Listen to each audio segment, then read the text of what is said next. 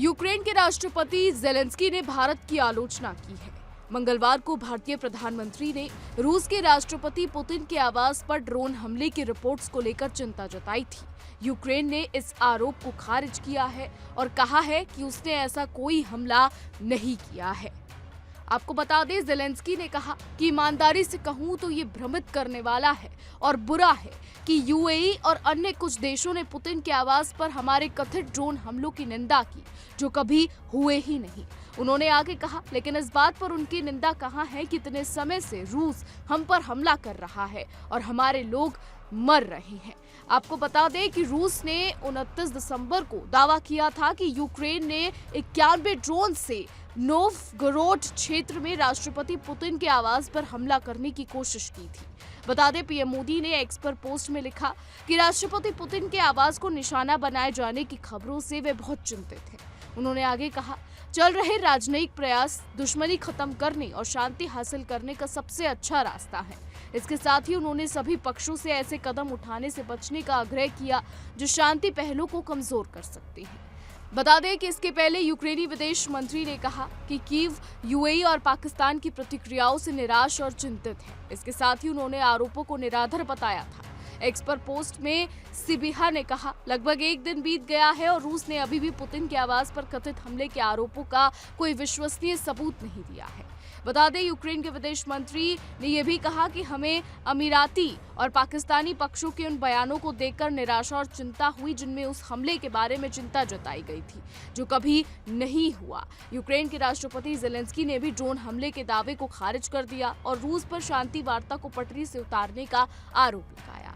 हालांकि इस बीच हम आपको ये भी बता दें कि भारत का हमेशा से रूस और यूक्रेन युद्ध को लेकर सीधा संदेश रहा है। भारत ने हमेशा ये कहा है कि ये युद्ध लड़ाई झगड़े के जरिए नहीं बल्कि शांति से सुलझाना चाहिए। भारत ने हमेशा शांति का पक्ष लिया है। जब राष्ट्रपति पुतिन भारत आए थे और वो पीएम मोदी के आवास पर पहुंचे थे और जब दोनों के बीच मीटिंग हुई तो भारत ने साफ कहा, यानी प्रधानमंत्री मोदी ने साफ कहा था कि ये ऐसा युद्ध है जिसे शांति से बैठकर सुलझाया जाना चाहिए, ना कि झड़पों से इसे सुलझाना चाहिए।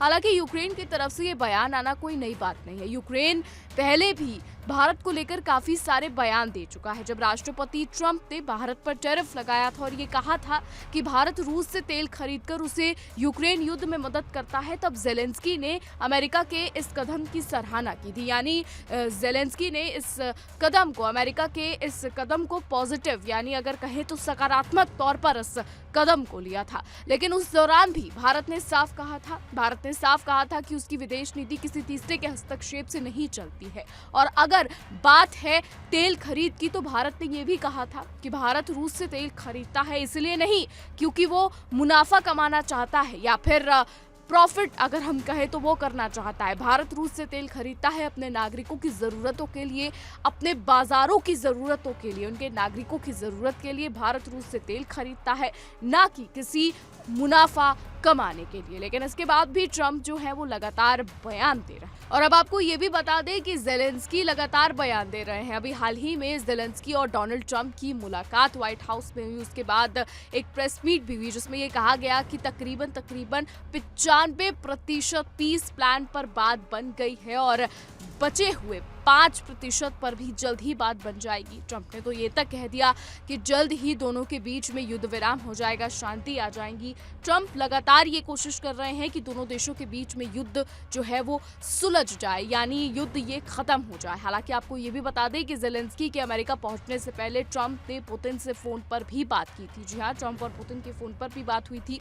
लेकिन व्हाइट हाउस की तरफ से ये कहा गया कि वो सिर्फ एक आम नॉर्मल, जिसको हम कहें वो बातचीत थी, सिर्फ युद्ध को लेकर बात हुई थी और ज्यादा कुछ बात नहीं हुई। इसके बाद जेलेंस्की और ट्रंप की मुलाकात व्हाइट हाउस में हुई। उसके बाद दोनों ने पत्रकारों से बातचीत भी की, जहां तमाम सवालों के जवाब ट्रंप भी देते नजर आए और जेलेंस्की भी देते नजर आए। और उसके बाद पुतिन का ये दावा करना, रूस का ये दावा करना कि यूक्रेन ने पुतिन के आवास पर हमले किया है, ये अपने आप में ही बड़ी चीजें हो रही हैं कि दोनों देशों के बीच क्या कुछ पक रहा है, दोनों देशों के नेता क्या कुछ करने की कोशिश कर रहे हैं। हालांकि हमेशा भारत ने ये कहा है कि वो शांति से काम लेता है, शांति ही इस युद्ध का समाधान है। लेकिन ज़ेलेंस्की लगातार भारत को लेकर इस तरीके की बातें कहते रहे हैं और भारत ने हमेशा ज़ेलेंस्की से भी यही कहा है और यूक्रेन से भी यही कहा है कि भारत शांति के पक्ष में है, ना भारत रूस के पक्ष में है, ना भारत यूक्रेन के पक्ष में है, भारत शांति के पक्ष में है। भारत चाहता है कि शांति से इस युद्ध को